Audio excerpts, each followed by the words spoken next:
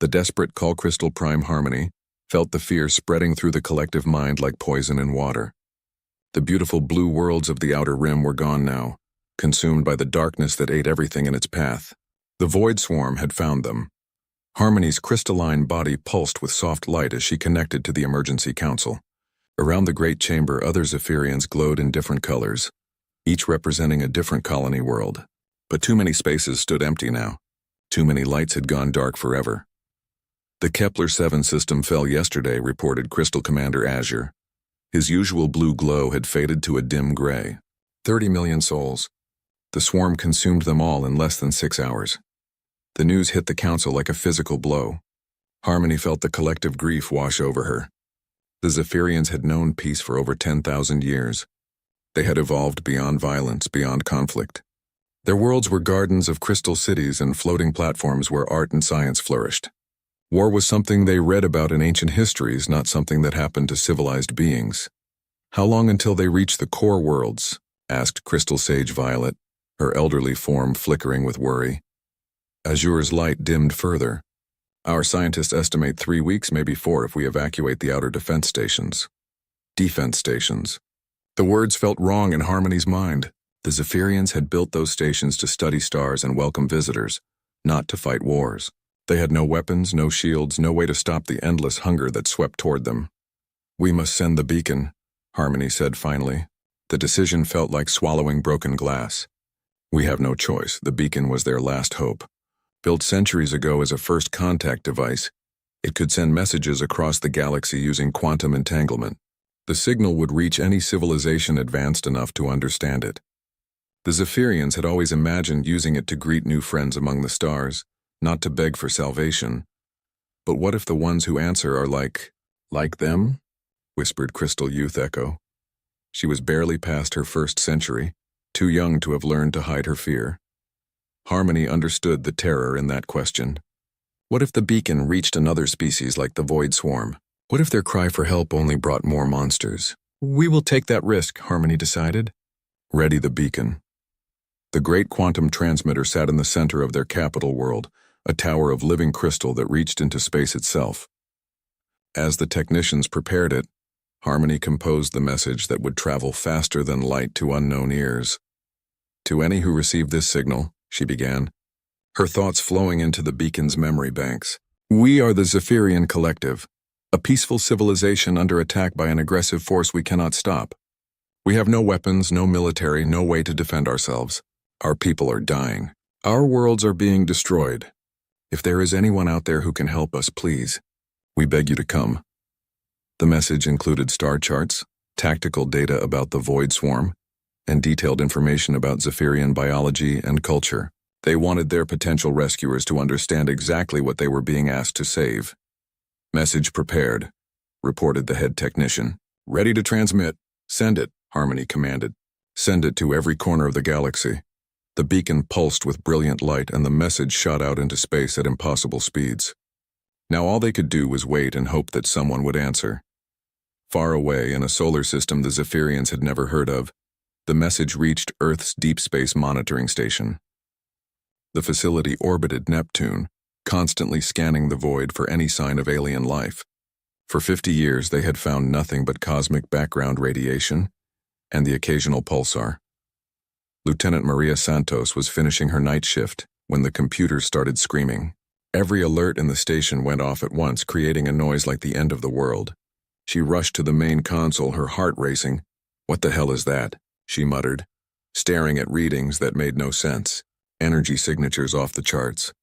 Quantum fluctuations that shouldn't exist. And buried in all of it, something that looked like data. Get me Admiral Chen, she ordered the communications officer. Right now. Admiral Sarah Chen had been Earth's leading expert on alien contact protocols for 20 years. She had written the books, run the simulations, prepared humanity for the day they would meet their cosmic neighbors. But when the call came at 3 a.m, she knew this was different. Admiral, you need to see this, Santos said when Chen arrived at the station. We've received a message. A real message from space. Chen felt her pulse quicken as she reviewed the data. The signal had come from a star system over 200 light-years away. The encoding was alien but clearly artificial. Someone out there was trying to talk to them. Can you decode it? She asked the linguistics team. Dr. James Park, the station's xenolinguistics expert, nodded slowly. It's actually not that difficult. They included mathematical references, star charts, even what looks like a basic translation matrix. Whoever sent this really wanted us to understand it. It took 6 hours to fully decode the message. When they finally played back the translation, the command center fell silent. The alien voice was musical, like crystal chimes in a soft wind, but the words it spoke were desperate. They're asking for help, Chen said quietly. They're under attack and they have no way to defend themselves. Should we alert the Security Council? Asked her aide. Chen studied the star charts the aliens had provided. The Zephyrian worlds were rich in resources but had no strategic value to Earth. This wasn't about conquest or politics. These beings were dying, and they had reached out to the only species close enough to help. Prep the 3rd Expeditionary Fleet, she ordered. Full deployment. We leave for Zephyrian space in 12 hours. Admiral, shouldn't we discuss this with... There's no time, Chen cut him off.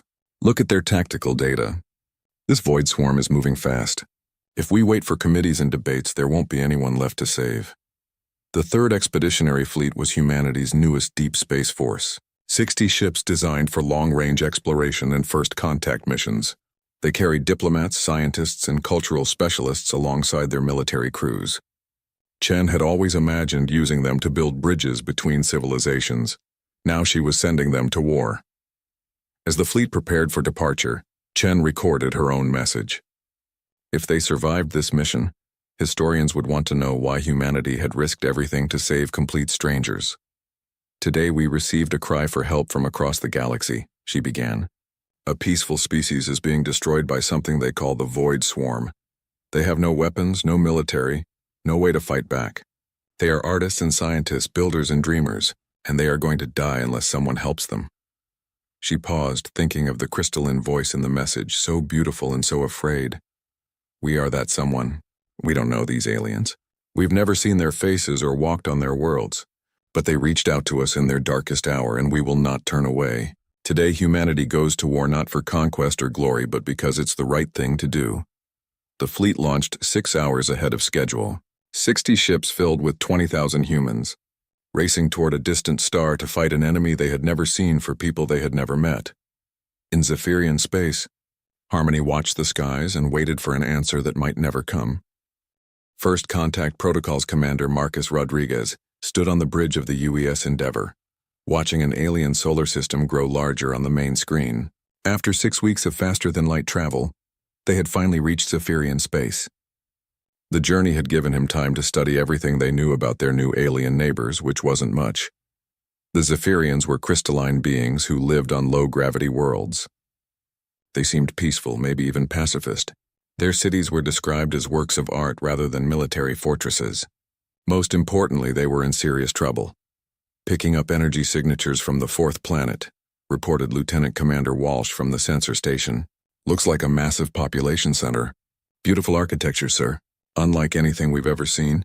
Rodriguez nodded. Any sign of these void swarm hostiles? Negative, sir. But there's debris in the outer system. Looks like the remains of several space stations. The evidence of destruction sent a chill through the bridge crew. Whatever had attacked the Zephyrians had been thorough and efficient. Rodriguez had seen war before, but this felt different. This was extermination. Sir, we're receiving a transmission, announced the communications officer. It's beautiful. The voice that filled the bridge was like nothing any human had ever heard. Musical notes that somehow formed words. Crystal chimes that carried meaning. Even through the universal translator, it sounded like a song. Unknown vessels, please identify yourselves, the voice said. We are grateful you have come, but we must know your intentions. Rodriguez straightened his uniform and activated the reply channel. First contact protocols had been drilled into every officer in the fleet. Be respectful, be clear, avoid any action that might be seen as threatening. This is Commander Marcus Rodriguez of the United Earth Ship Endeavor, representing the 3rd Expeditionary Fleet of the United Earth Alliance. We received your distress signal and have come to provide assistance against the hostile force you call the Void Swarm. The pause that followed lasted almost a full minute. When the Zephyrian voice returned, it carried a new note of what sounded like fear. Did you say, Earth from the Sol system? That's correct.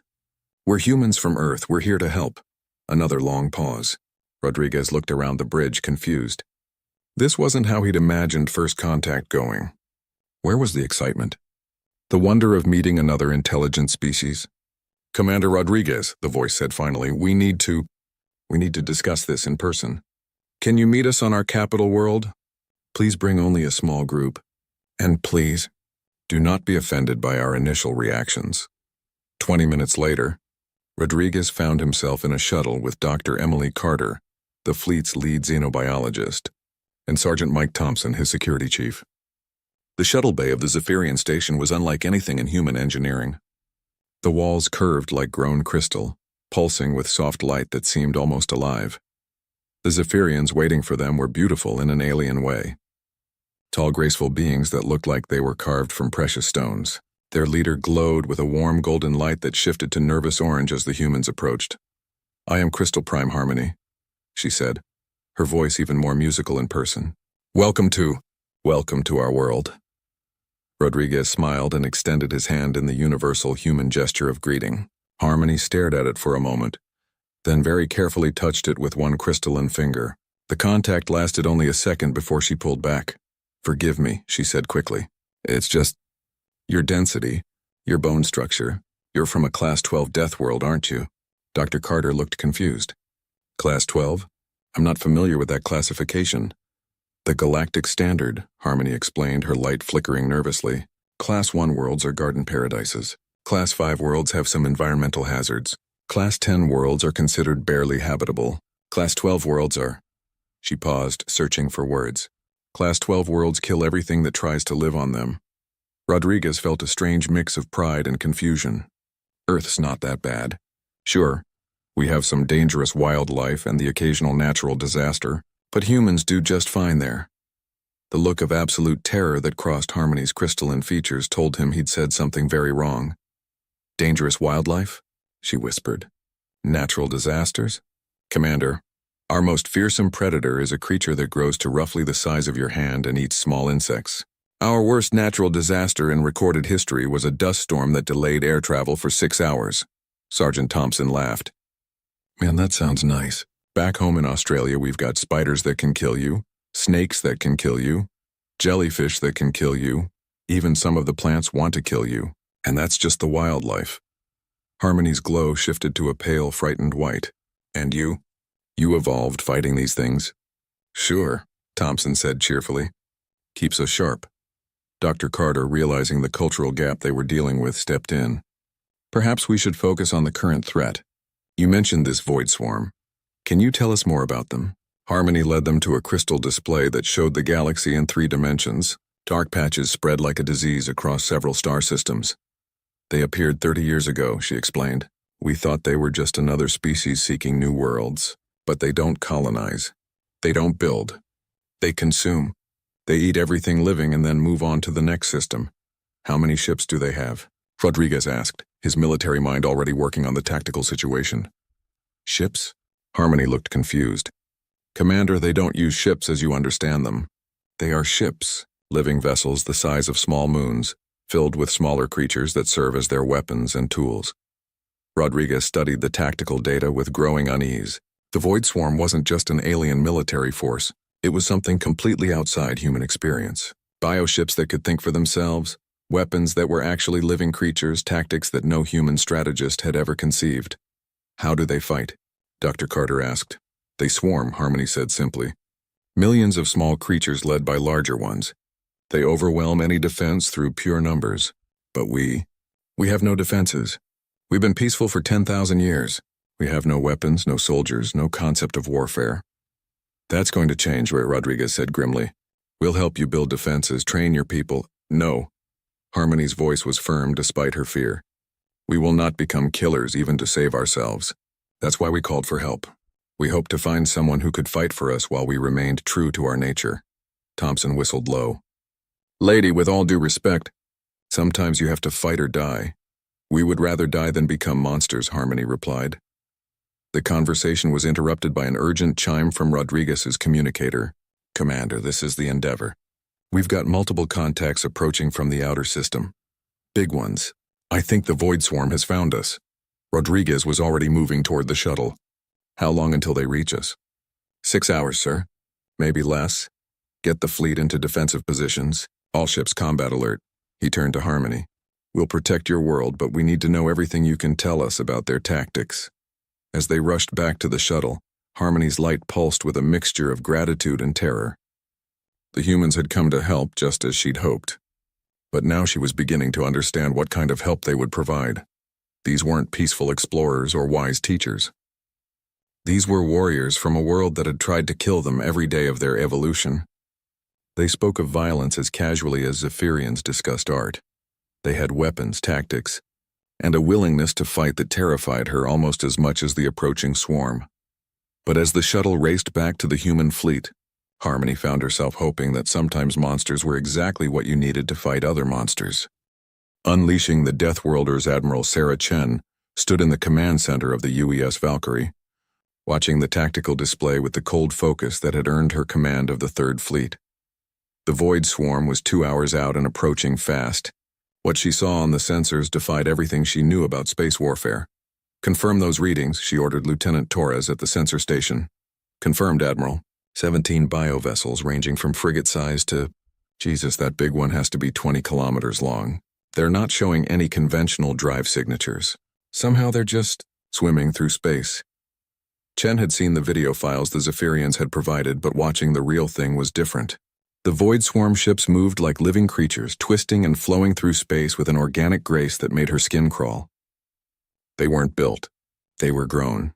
All ships, this is Admiral Chen, she announced over the fleet-wide channel. We have incoming hostiles. 17 bioships, unknown capabilities, definitely hostile. Remember, we're not just fighting for ourselves today. We're fighting for a peaceful species that's never known war. Don't let them down. Commander Rodriguez's voice crackled back from the Endeavor. Admiral, we've got Crystal Prime Harmony on board. She's providing real-time intelligence on swarm tactics. Good. All ships combat spread. The Leviathan and Titan will form the center line. Destroyers take the flanks. And remember, these things are alive. Conventional tactics might not work. Captain Elena Vasquez felt the familiar pre-battle calm settle over her as she checked her marine armor one final time. The UES Reaper was humanity's newest assault ship, designed specifically for boarding actions and close combat. If they were going to fight living ships, someone would have to get inside them. Listen up, devil dogs, she addressed her Marines over the comm. We've studied the intel. These bioships are hollow inside like giant space whales. They're filled with smaller creatures that serve as weapons and crew. Our job is to get inside and cause as much damage as possible. Sergeant First Class Maria Santos, veteran of the Titan Colony Uprising, raised her hand. Ma'am, any idea what we'll be breathing in there? The Zephyrians think it's an acidic atmosphere, probably toxic to humans. Full environmental suits, people. And remember, everything in there wants to kill us.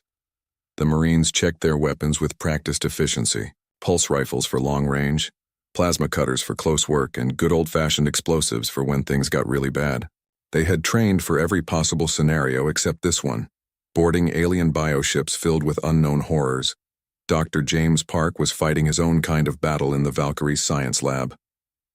The Zephyrians had provided data on the Void Swarm's biology, and what he'd learned kept him awake at night. The creatures weren't just individual organisms. They were part of a vast hive mind that could adapt and learn in real time. Admiral, he reported over the comm, I've been analyzing the swarm's neural patterns. They're not just using hive mind communication, they're using quantum entanglement to share information instantaneously across their entire species. Every tactic we use, every weakness we exploit, the whole swarm will know about it immediately. Chen felt a chill run down her spine. Are you saying we can't surprise them? Not conventionally, but I might have an idea. If we can introduce a logic virus into their communication network, we could turn their greatest strength against them. The first Void Swarm ship came into visual range 20 minutes later. Through the Valkyrie's main screen, the human crew got their first real look at the enemy. It was beautiful in a terrifying way, like a giant jellyfish made of living metal and bone. Tendrils that might have been weapons or sensory organs writhed around its main body. All ships engage at will, Chen ordered. The human fleet opened fire with everything they had. Particle beams and missile salvos lit up space like a deadly fireworks display. The Zephyrians, watching from their orbital stations, had never seen such controlled violence. To them, it looked like humans had turned warfare into an art form. But the Void Swarm adapted quickly. The bioships absorbed the first wave of attacks, their living hulls rippling and reforming around the damage. Smaller creatures poured out of the larger vessels like antibodies fighting an infection. "They're learning," reported Commander Rodriguez. "Our second volley was only half as effective." Chen gritted her teeth. This was exactly what Park had warned her about. All ships switched to rotating attack patterns. Don't give them time to adapt. "Vasquez, you're cleared for boarding action." The Reaper broke from the main fleet and dove toward the nearest bioship like a hawk attacking prey. Point defense systems tried to track it. But Captain Vasquez had learned to fly in Earth's atmosphere, dodging storms and gravitational shears that would tear apart most alien ships. "Boarding tubes ready," reported her navigator. "But Admiral, we don't know if our equipment will work on living hull material." "Only one way to find out," Vasquez replied, and fired the boarding torpedoes. The magnetic clamps hit the bioship's hull and began cutting through what looked like bone and metal fused together. To everyone's surprise, they worked perfectly. Within minutes, Vasquez and her Marines were inside an alien vessel, unlike anything in human experience. The interior was a nightmare mixture of technology and biology. Corridors that pulsed like arteries led deeper into the ship. The air was thick with spores and filled with a constant humming that seemed to come from the walls themselves. "Jesus Christ," whispered Private Johnson, looking around at walls that bled when they were touched. "This thing is alive. Stay focused," Vasquez ordered, leading her team deeper into the ship. "Remember, we're here to cause damage. Plant your charges and let's get out." They encountered their first swarm creature 30 meters in. It was roughly humanoid, but covered in chitinous armor that seemed to shift and adapt as they watched. When Santos fired her pulse rifle, the creature's armor hardened against energy weapons. When Johnson switched to kinetic rounds, the armor softened to absorb impact. "These things adapt faster than we can shoot them," Santos reported. Vasquez smiled grimly behind her helmet. "Then we stop giving them time to adapt. Fix bayonets, Marines. We're doing this the old-fashioned way." The close combat that followed would have horrified the peaceful Zephyrians. Human Marines fought with a savagery that their evolution had bred into them, using tactics that no civilized species would consider. They fought dirty, used the environment against their enemies, and turned every disadvantage into a weapon. When the creatures adapted to their rifles, the Marines used combat knives. When they adapted to those, the Marines used improvised weapons torn from the ship itself. When all else failed, they used their bare hands and the kind of determination that could only come from a species that had fought its way to the top of a Deathworld food chain. Meanwhile, Dr. Park was having his own breakthrough. Working with the Zephyrian data, he had developed what he called a logic bomb, a piece of code designed to exploit the swarm's quantum communication network. "Admiral, I need a direct interface with their communication system," he reported. "If Vasquez can get to their command center, I can upload the virus." "You heard him, Captain," Chen told Vasquez over the comm. "Change of mission. Find their brain and plug Park in." Fighting their way through corridors that seemed to actively resist their presence, Vasquez and her team found what could only be the ship's command center. It was a spherical chamber filled with neural tissue that pulsed with patterns of light. At the center sat something that might have been the ship's captain, a creature the size of a small building with dozens of tentacles connected to the organic control systems. "Park, you're up," Vasquez said, connecting her suit's computer to the nearest neural interface. The upload took 30 seconds that felt like hours. Around them, the ship's defenses were converging on their position. Creatures poured into the chamber from every opening. The Marines formed a defensive circle and held their ground with the kind of stubborn courage that had carried humanity through 10,000 years of warfare. When the upload completed, the effect was immediate and devastating. The logic virus spread through the swarm's quantum network like wildfire, introducing contradictory commands and paradoxical logic loops. Ships that had been coordinating perfectly suddenly began firing on each other. Creatures that had been working in perfect harmony turned on their neighbors. "It worked," Park shouted over the comm. "Their hive mind is collapsing." But the victory came at a cost. The bioship they were on was dying, its neural systems overloading from the virus. Vasquez and her Marines had minutes to escape before the entire vessel collapsed.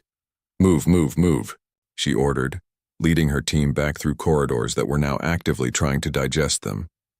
They made it back to the Reaper with seconds to spare, watching from the safety of space as the bioship tore itself apart from the inside.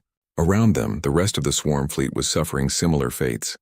Ships collided with each other, weapons fired randomly, and the perfect coordination that had made them so dangerous dissolved into chaos. "All ships, press the attack," Admiral Chen ordered. "They're vulnerable now. Don't give them time to recover." The swarms nightmared deep in the void between star systems. The Overmind felt something it had not experienced in a million years of conquest: fear. The massive bioconstruct that served as the Void Swarm's central intelligence floated in the darkness, its 1,000-kilometer bulk pulsing with confused signals from across the galaxy. 17 hive ships lost. Not just destroyed, corrupted. Their neural networks had turned against themselves, introducing chaos into the perfect order that had consumed 70 civilizations. For the first time since the swarm had begun its expansion, it had encountered prey that fought back with equal savagery. The Overmind sent out tendrils of thought, gathering information from every corner of its domain. What it learned made its ancient consciousness recoil in shock. The creatures that had devastated its fleet called themselves humans, and they came from a world that should not have been able to support intelligent life. Class 12 Deathworld. The galactic classification was clear. Worlds of that type killed everything that tried to evolve there. Yet somehow, impossibly, these humans had not just survived but thrived. They had turned their planet's attempts to kill them into advantages. They had evolved to be living weapons. The Overmind had consumed peaceful species, aggressive ones, even hive minds like itself. But it had never encountered anything like this. These humans fought with a creativity that bordered on insanity, using tactics that no sane species would consider. They turned their own disadvantages into weapons. They adapted faster than the swarm itself. Most disturbing of all, they seemed to enjoy it. Admiral Chen stood in the Valkyrie's war room, studying star charts with Dr. Park and Commander Rodriguez. The immediate threat to the Zephyrians was over, but intelligence reports suggested the main swarm force was still out there, probably regrouping for a massive counterattack. Based on the neural patterns we captured, Park explained, the swarm operates on a hierarchical system. What we fought was just a scouting force. The real threat is something they call the Overmind, a massive bioconstruct that coordinates the entire species. Rodriguez leaned over the tactical display. "How massive are we talking?" "Best estimates? Roughly the size of a small moon. It's surrounded by thousands of hive ships, each one larger than what we just fought. If it decides to come after us personally," Chen nodded grimly, "we'll need more than one fleet to handle that." She activated the long-range communicator. "Priority message to Earth Command. Request immediate deployment of the entire Deep Space Navy. We've found humanity's first real war." The message would take weeks to reach Earth, even with quantum communication. By then it might be too late. Chen turned back to the star charts, looking for any advantage she could find. "What about this logic virus of yours?" she asked Park. "Could we use it on a larger scale?" "Maybe, but the Overmind will be prepared for it now. We surprised them once. We won't get that chance again." It was Captain Elena Vasquez who provided the next breakthrough. Her Marines had been studying the biological samples recovered from the hive ship, looking for weaknesses they could exploit. What they found changed everything. "Admiral, you need to see this," Vasquez reported from the science lab. "The swarm creatures aren't just connected by quantum entanglement. They're physically dependent on it. Cut them off from the hive mind and they start dying within hours." Dr. Park looked up from his microscope with excitement. "Of course.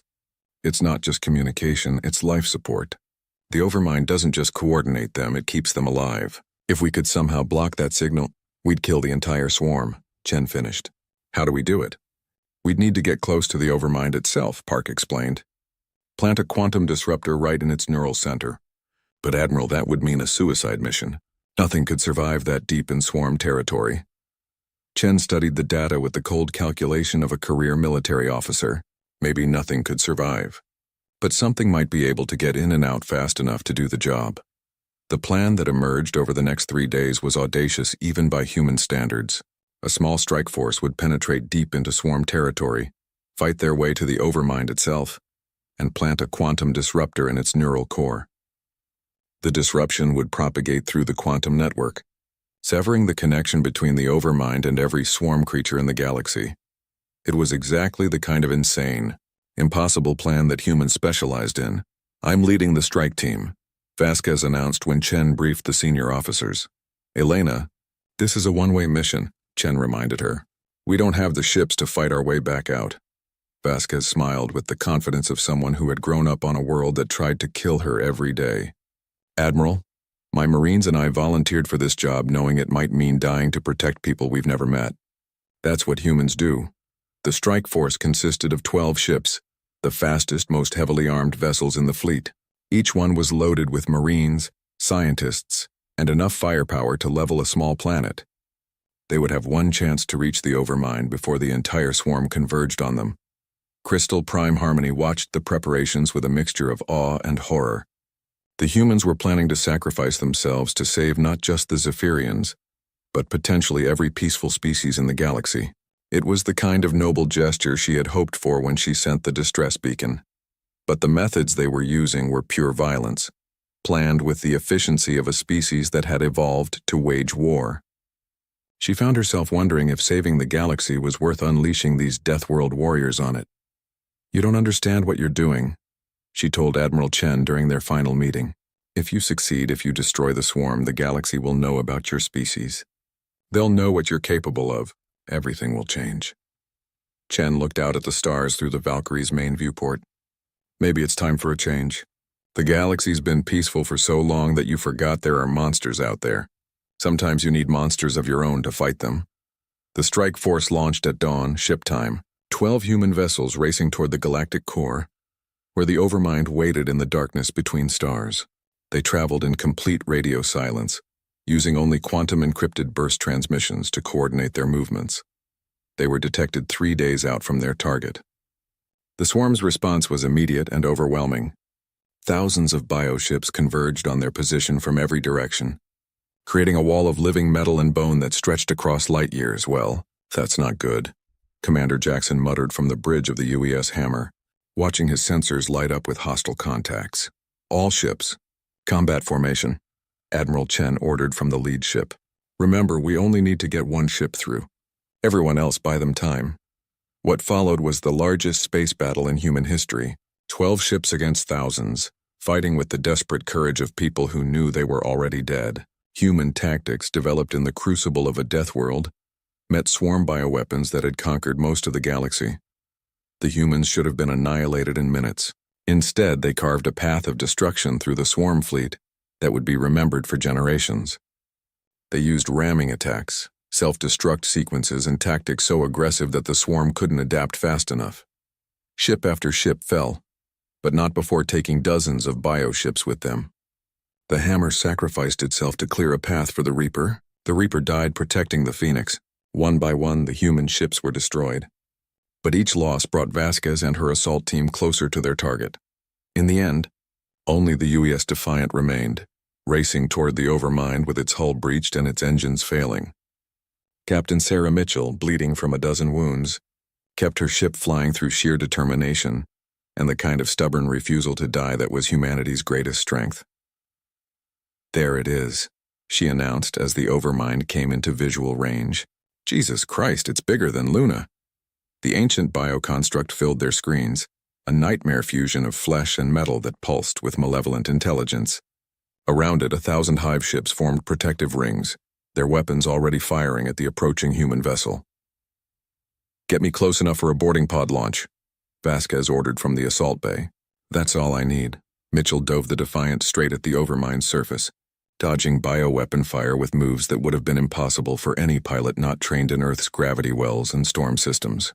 The ship shuddered and groaned under the assault, but held together long enough for Vasquez to launch. The boarding pod hit the overmind's neural surface and burrowed deep, carrying Vasquez and her quantum disruptor into the creature's brain. What she found there was beyond description. A vast intelligence older than human civilization, filled with the memories of every species it had consumed. The overmind tried to communicate with her, offering knowledge, power, even immortality. But Vasquez was a Marine from Earth, and she had a job to do. She planted the disruptor in the deepest neural cluster she could find and activated it with her dying breath. The effect was instantaneous. The quantum network that connected every swarm creature across the galaxy simply stopped. In star systems light years away, bioships went dark and drifted lifeless through space. New Galactic Order 6 months after the destruction of the Overmind, Crystal Prime Harmony stood in what had once been the Zephyrian Council chamber. The beautiful crystal architecture remained unchanged, but everything else was different. Where once only peaceful Zephyrians had gathered, now beings from dozens of species filled the space. They had come from across the galaxy to see the humans for themselves. The change had started slowly. A grateful message from the Altarian Republic, whose colonies the swarm had been approaching when it died. A cautious inquiry from the Centauri Federation about establishing trade relations. Within weeks, it had become a flood of diplomatic contacts from species that had never heard of Earth, but had heard what humans could do. The Andromedan Embassy has requested another meeting, reported Crystal Aide Azure, his blue light flickering with nervous energy. They want to discuss hiring human military advisors. Harmony felt the familiar mixture of gratitude and worry that had become her constant companion. The humans had saved not just the Zephyrians, but potentially every peaceful species in the galaxy. But in doing so, they had revealed themselves to be unlike anything the galaxy had ever seen. Schedule it for tomorrow, she decided, after the Terran delegation arrives.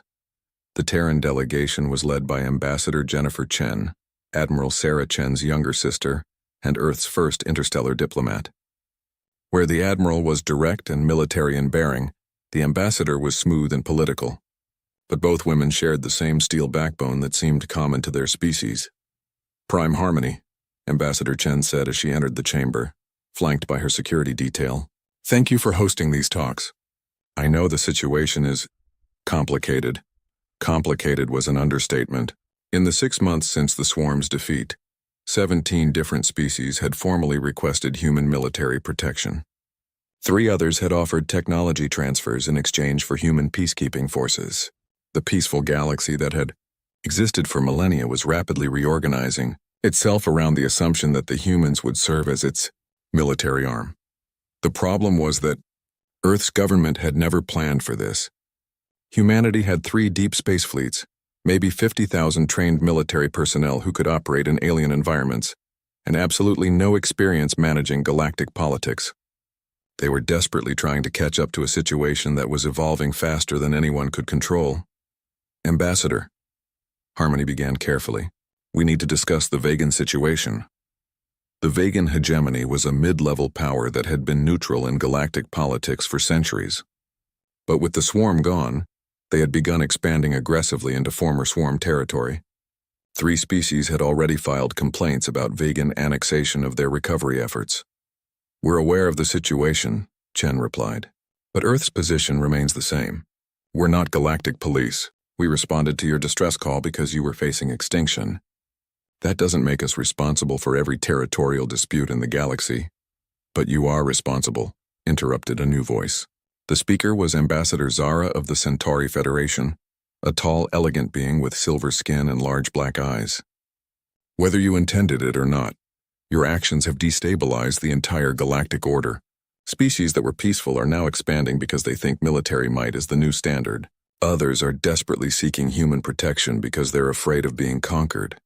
Chen leaned back in her chair, a gesture that looked casual but Harmony had learned to recognize as dangerous. Humans often appeared most relaxed when they were most angry. So what exactly are you suggesting? Chen asked quietly. Partnership, Zara said immediately. The Centauri Federation is prepared to offer Earth full membership, along with access to our technology, trade networks, and scientific databases. In exchange, Earth provides military protection for Federation worlds. And what about the rest of us? Demanded Ambassador Thex of the Andromedan Republic. His insectoid features clicked with agitation. The Federation gets exclusive access to human military power while the rest of us are left vulnerable? The Republic is welcome to make its own offer, Zara replied smoothly. Chen watched the argument develop with the detached interest of someone studying an alien ecosystem. This was exactly what Earth's government had feared, getting drawn into galactic politics that they didn't understand, with consequences they couldn't predict. "Let me be very clear about something," Chen said, her voice cutting through the debate like a blade. "Earth will not become anyone's private army. We will not choose sides in territorial disputes or trade wars, and we will not allow anyone to use our military reputation to threaten their neighbors." "Then what will you do?" Harmony asked. "Because Ambassador Zara is correct. Your victory over the swarm has changed everything. The galaxy needs leadership, and like it or not, you're the only species with the military power to provide it." Chen was quiet for a long moment, weighing options that would affect billions of lives across hundreds of star systems. Finally, she reached a decision that would reshape galactic civilization. "We'll create something new," she announced. "A Galactic Defense Corps, jointly administered by Earth and the Zephyrian Collective. Human military personnel will serve as the backbone, but governance will be shared among all member species. Any species that faces an extinction-level threat can request protection. In exchange, member species contribute resources, technology, and personnel to the common defense." The room fell silent as the implications sank in. It was ambitious beyond anything the galaxy had ever attempted. A military alliance that spanned star systems, administered jointly by the galaxy's newest military power and its oldest peaceful civilization. The Centauri Federation would be interested in membership, Zara said carefully, as would the Andromedan Republic, Thex added. One by one, the ambassadors in the room expressed interest. Within hours, the basic framework of the Galactic Defense Corps was taking shape. It would be headquartered on a joint station built in neutral space, with human military commanders working alongside alien administrators and scientists. But the real test came 2 months later, when the hegemony war erupted. The vegan hegemony had continued its aggressive expansion, finally attacking a small species called the Quillians. The Quillians' request for GDC protection arrived at the new headquarters station, just as Admiral Sarah Chen was taking command of the military division. 17 vegan battleships against maybe a million civilian Quillians, reported Commander Rodriguez, now serving as Chen's chief of staff. "It's not a war, it's extermination." Chen studied the tactical reports with the same cold focus she'd brought to fighting the swarm. The Vegans were powerful, with technology roughly equivalent to early human equipment, but they had made the same mistake that doomed most aggressive species in the galaxy. They had never fought anyone who fought back. "Deploy the Second Fleet," she ordered. "Rules of engagement are to protect Quillian civilians and demand vegan withdrawal. If they refuse..." She paused, thinking of Captain Vasquez and all the others who had died to protect strangers. "If they refuse, remind them why peaceful species call us for help." The Battle of Quill lasted exactly 47 minutes. The vegan fleet arrived expecting to face the usual helpless civilians. Instead, they found 12 human warships waiting in defensive formation. When the vegan commander demanded the humans withdraw, Admiral Chen's response was broadcast across the galaxy. "This is Admiral Sarah Chen of the Galactic Defense Corps. The Quillian people have requested our protection, which we are bound by treaty to provide. You have 30 seconds to withdraw from this system before we consider you a hostile force." The vegan attack began 20 seconds later. It ended when the last vegan ship either surrendered or fled the system. Not a single Quillian civilian was harmed. The aftermath sent shockwaves across the galaxy. For the first time in galactic history, an aggressive species had been decisively defeated by someone acting purely in defense of another species. The message was clear. The age of easy conquest was over. Within a year, the Galactic Defense Corps had grown to include 47 member species. Human fleets patrolled trade routes, protected colonies, and deterred aggression across 1,000 star systems. But it wasn't just human military power that made the system work. The real genius of the GDC was how it combined human tactical thinking with alien expertise in other areas. Zephyrian scientists developed new medical technologies using human biological data. Centauri engineers improved human ship designs with more efficient power systems. Andromedan mathematicians worked with human strategists to create new tactical doctrines. Crystal Prime Harmony often stood on the observation deck of the GDC headquarters station, watching human children play with young Zephyrians in the station's crystal gardens. The sight never failed to amaze her. 6 months ago, she had sent a desperate plea into the void, hoping for salvation. She had received something she never could have imagined: a partnership between warriors and peaceful beings that was making the galaxy safer for everyone. Beautiful sight, isn't it? Ambassador Chen said, joining her at the observation window. Terrifying, Harmony replied honestly, but beautiful too.